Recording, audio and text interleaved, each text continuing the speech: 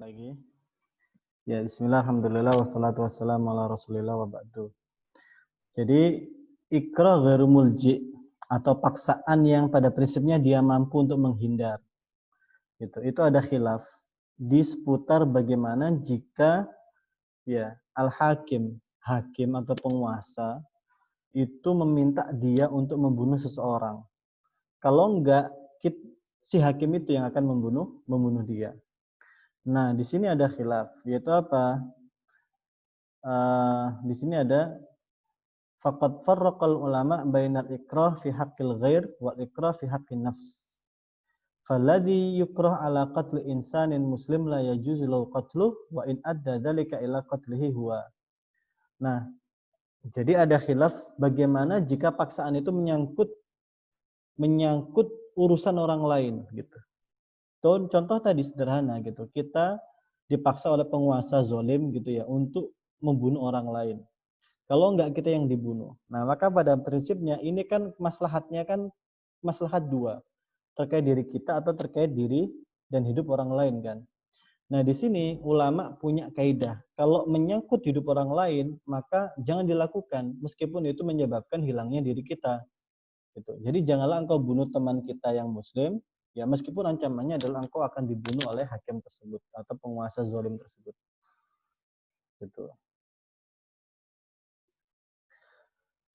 Amal ikrah fi haqqin nafs fadh-dhahir min al-ayati wal ahadits anna al-ikrah udhrun yasqutu taklif wa huwa ma yufidu qawlu ta'ala illa man ukriha wa qalbu mutmainnun bil kufri aw mutmainnun bil iman. Adapun jika paksaan itu menyangkut diri kita, maka secara umum taklif itu memang sudah tidak ada taklif lagi gitu. Misalnya tidak ada sangkut pautnya dengan orang lain ya. Ini yang disiksa atau yang dipenjara itu kita sendiri.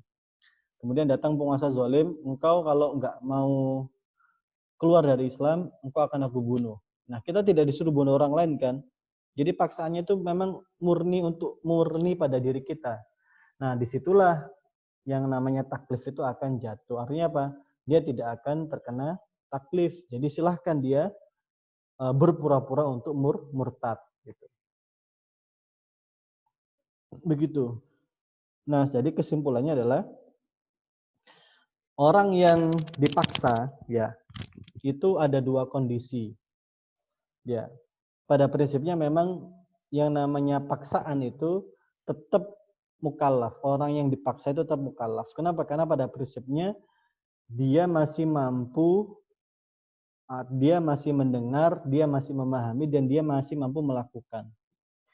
Nah, bagaimana jika paksaan itu, ya, bagaimana jika paksaan itu atau ancaman itu, ya, itu ternyata bisa memberikan efek ya kepada kita. Artinya apa? Dia yang mengancam itu mampu melakukan atau melaksanakan apa yang ia ancamkan.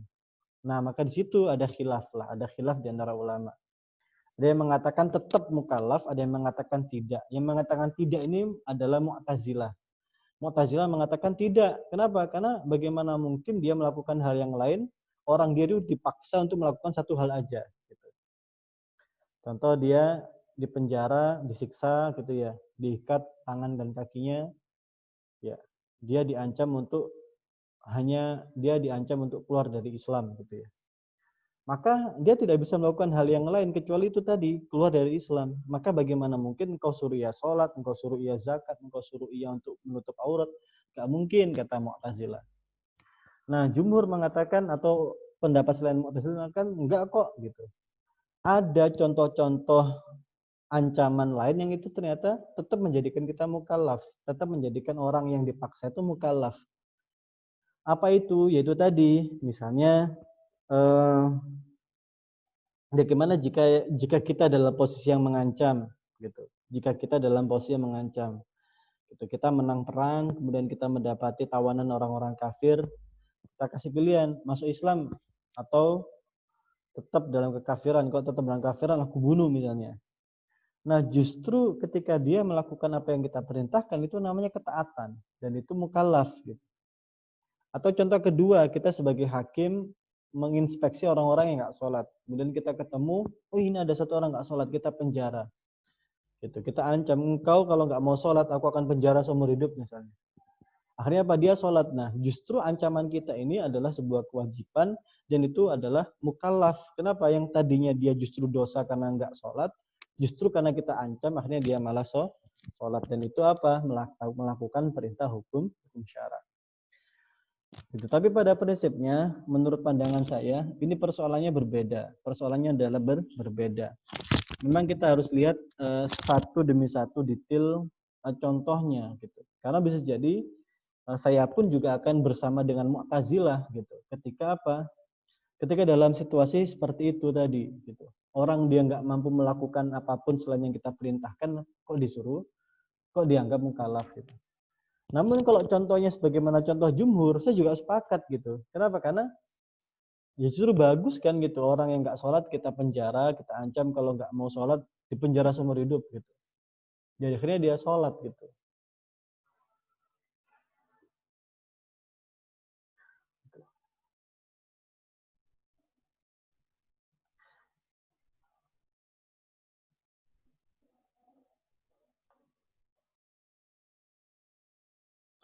Nah, faslun fi hukmi taklifil kuffar bi furu'il Islam.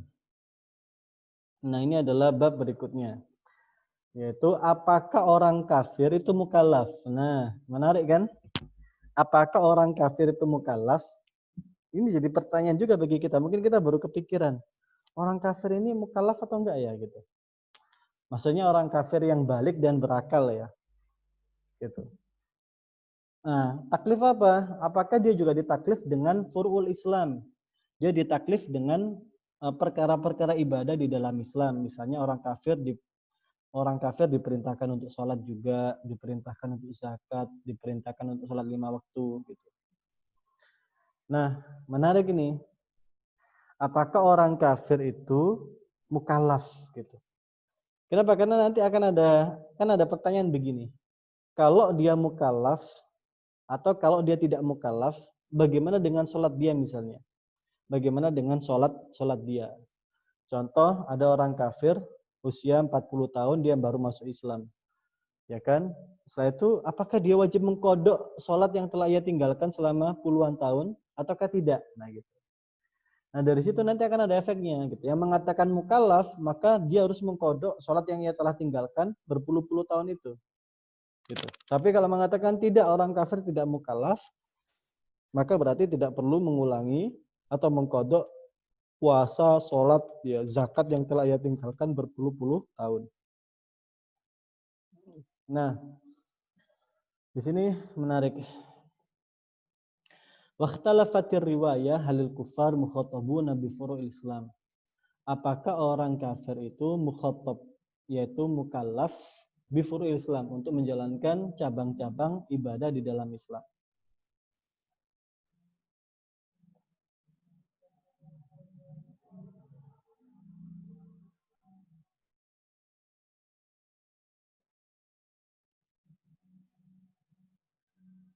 Nah, ini rupanya agak didetailkan ini. Di bawah ini ada didetailkan.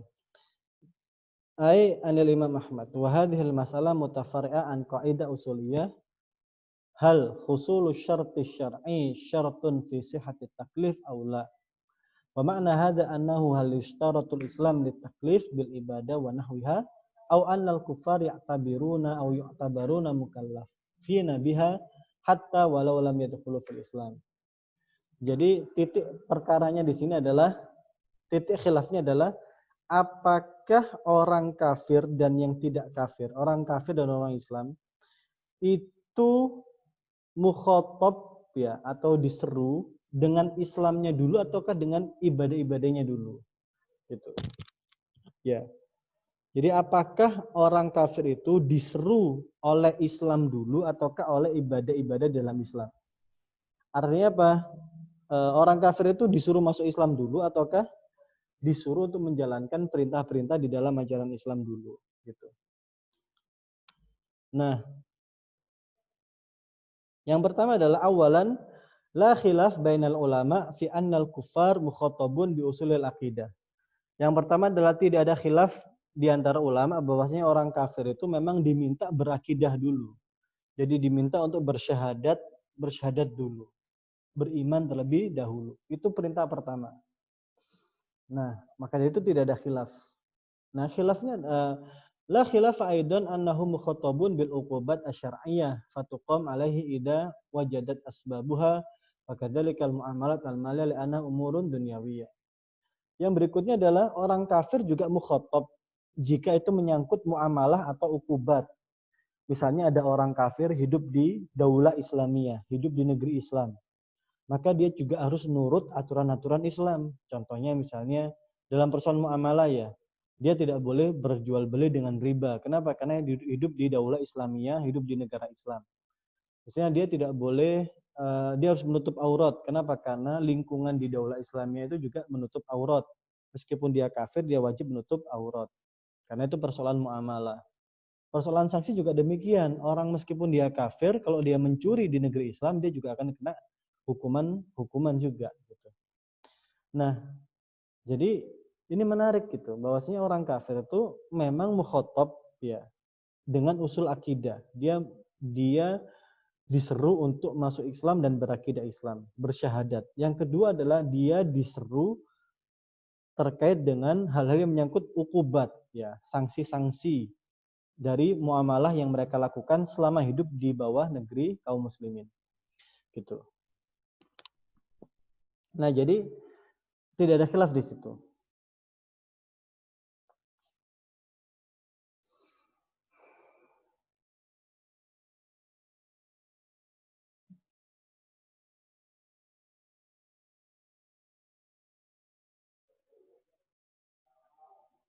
Faruya annahum la yukhatabun minha bighairin nawahi. Idla ma'na liwujubiha ma istihalati fi'liha fil kufr. Maka memang diriwayatkan orang kafir itu ya mukhatab untuk hal-hal yang bersifat larangan, tapi tidak diseru untuk perintah-perintah, untuk ibadah yang bersifat anjuran gitu ya, bersifat perintah. Jadi misalnya ada orang kafir nih, dan memang ini gambarnya adalah orang kafir yang hidup di negeri kaum muslimin, bukan yang lain ya. Misalnya Indonesia ini negara Islam, menjalankan aturan Islam. Hidup bersama kita orang-orang kafir. Nah, orang-orang kafir ini ya ketika hidup bersama kita, ia hanya diminta untuk meninggalkan apa yang sama-sama dilarang pada kaum muslimin. Tapi orang-orang kafir tidak diminta untuk melakukan apa yang wajib dilakukan oleh kaum muslimin. Orang kafir tidak wajib bayar zakat, orang kafir tidak wajib sholat, orang kafir tidak wajib bla bla bla dan lain sebagainya. Kenapa? Idla makna liwujubiha, karena memang nggak ada maknanya gitu. Kalaupun diwajibkan, nggak, bagaimana mungkin mereka harus sholat sedangkan mereka itu kafir. Wantifa'i qadha'iha fil Islam, dan juga tidak adanya kewajiban qadha atau mengulangi ketika ia tinggalkan. Fa kaifa yajibu ma la yumkin imtithaluh, maka bagaimana mungkin kita mewajibkan apa-apa yang tidak mungkin dilakukan. Wa hadza qaulu aktsar ashabi ra'yi, dan ini adalah pendapat besar dari kalangan Hanafiyah.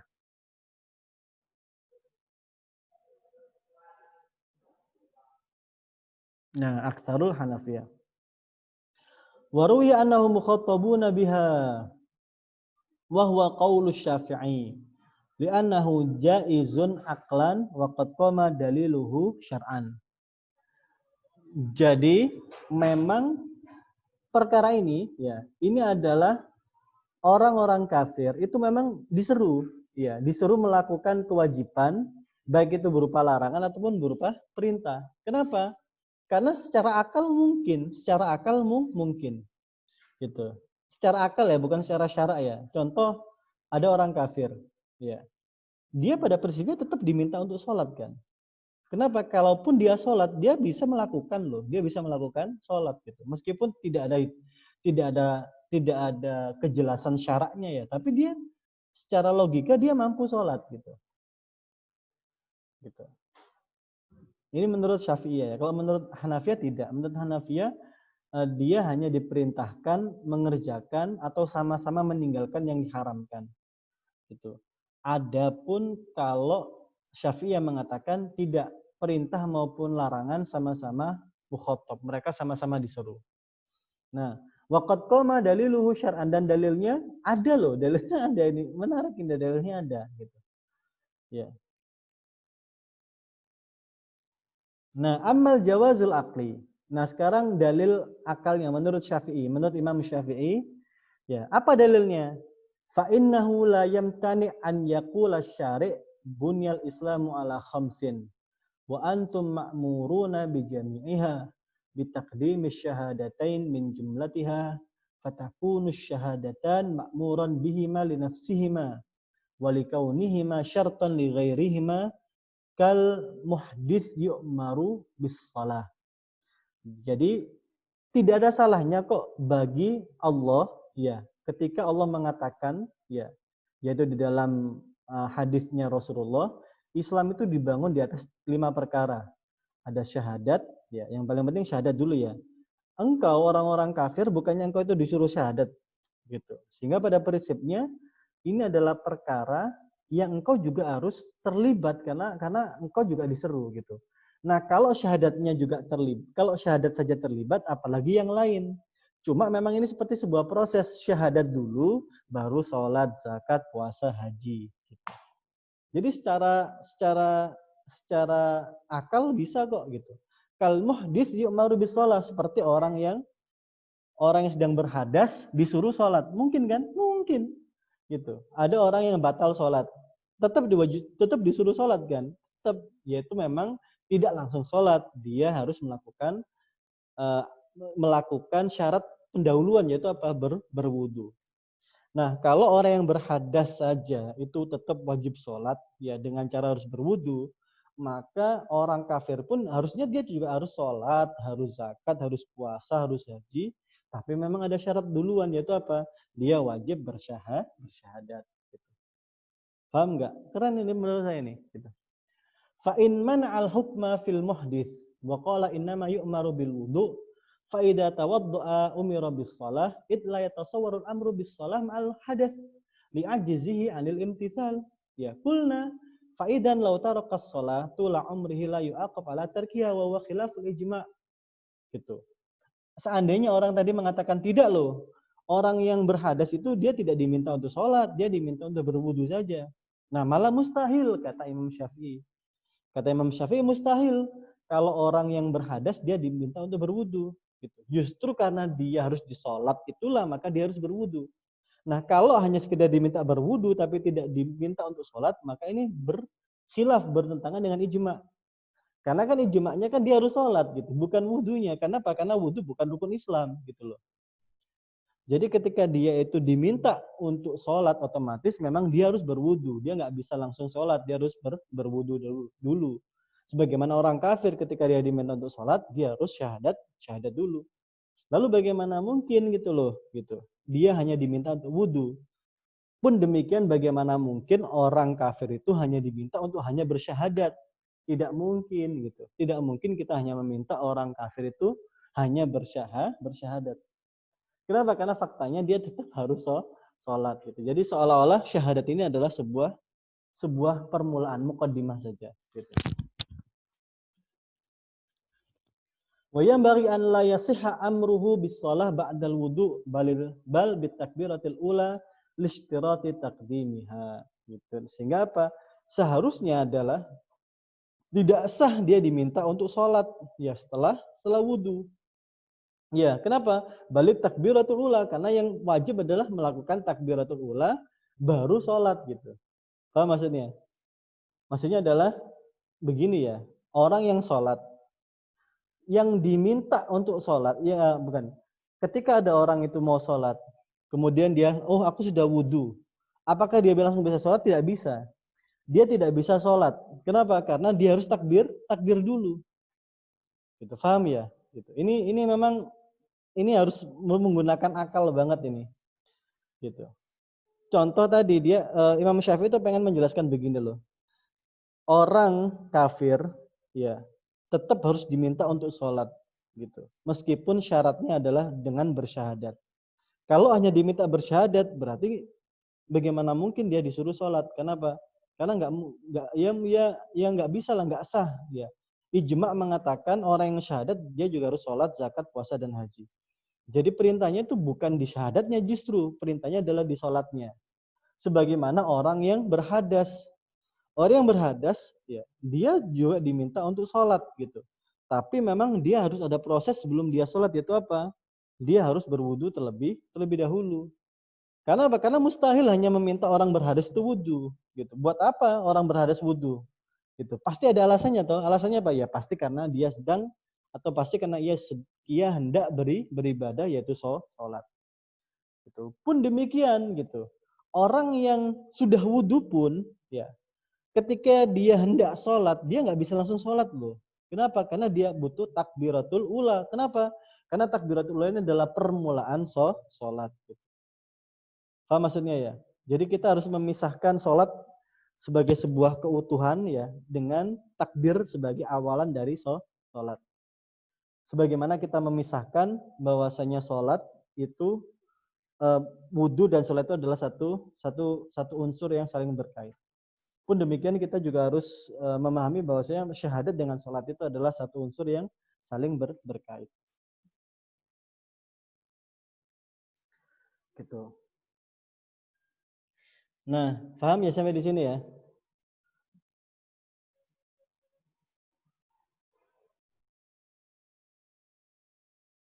Nah, terakhir, wa amad dalilu syar'i. Imam Syafi'i mengatakan kalau begitu apa dalil syaraknya? Ada dalil hukum syaraknya. Fa'umumu qaulihi ta'ala. Maka keumuman firman Allah, walillahi 'alan nasi hajjul bait. Yaitu Allah mewajibkan bagi seluruh manusia untuk berhaji. Ya, ini adalah ikhbarullah 'anil musyrikin. Yaitu ini adalah bentuk pengabaran Allah ya.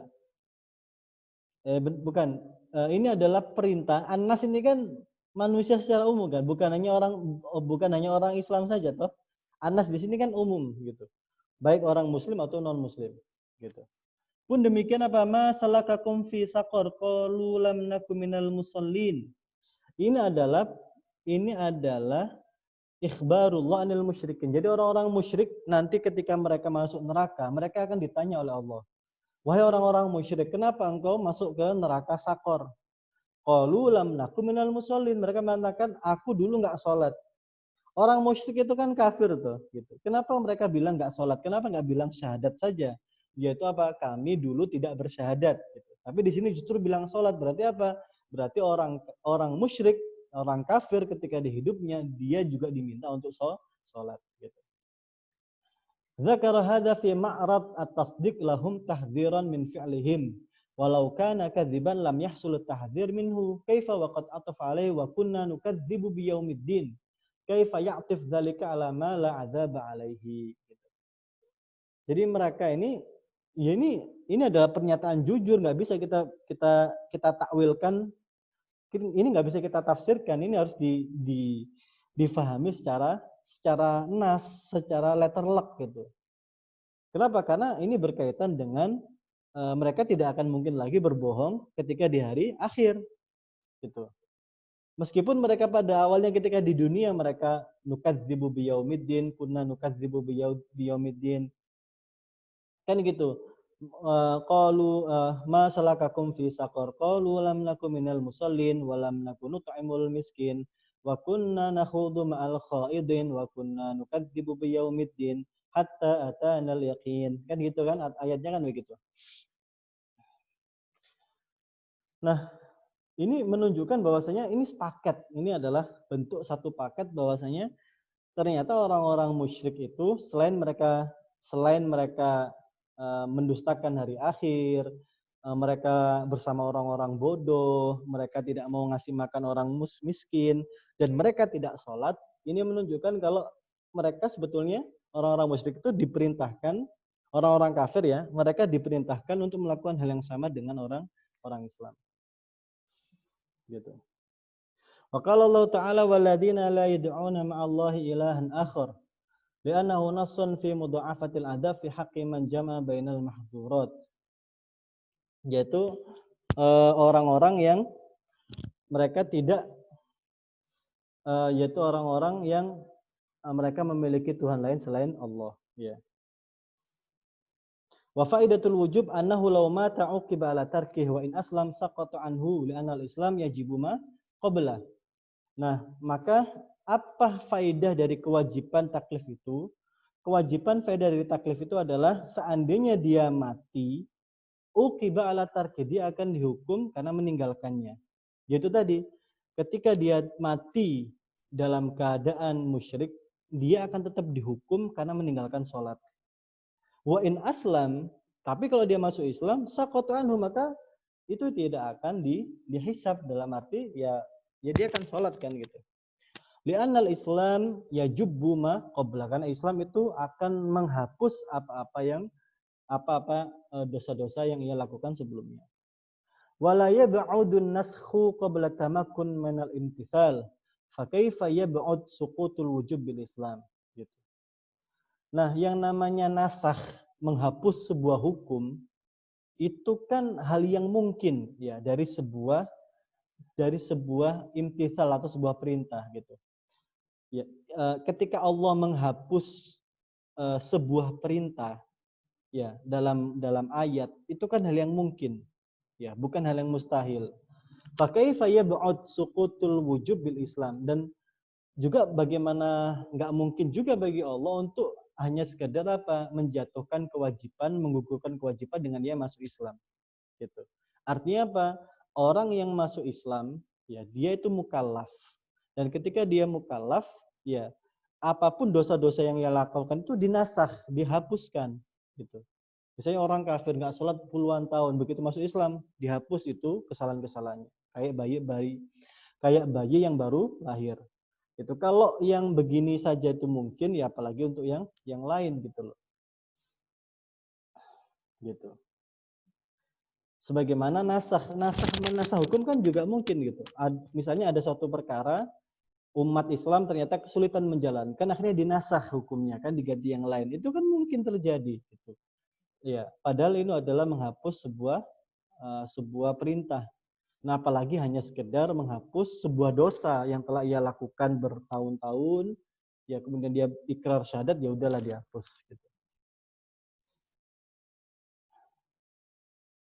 Nah, itu teman-teman, Masya Allah ini menarik sih sebetulnya ini pembahasannya. Teman-teman ada yang ditanyakan? Mudah-mudahan nggak bingung ya.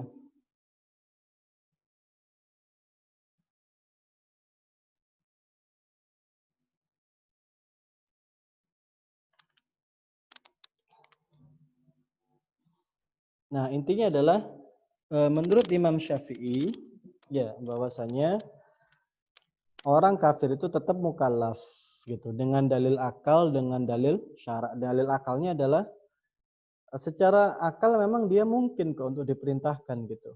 Meskipun itu kufur ya, meskipun dia masih kafir, dia masih mungkin melakukan gitu. Gitu. Kemudian dalil syaratnya adalah itu tadi ayat-ayat, misalnya walillahi ala nasi hajjul bait. Kemudian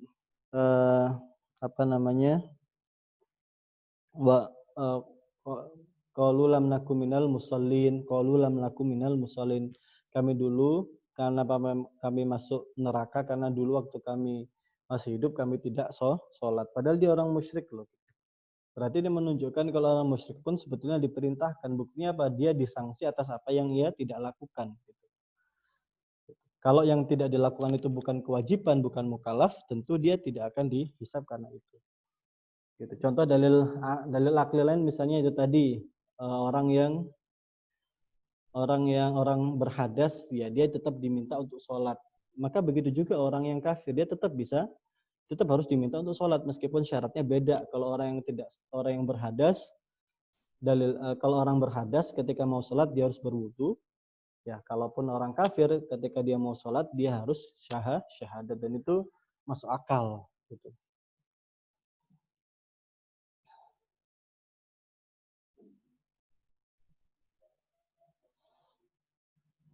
Baik, kalau tidak ada yang ditanyakan, saya kira cukup berarti ya.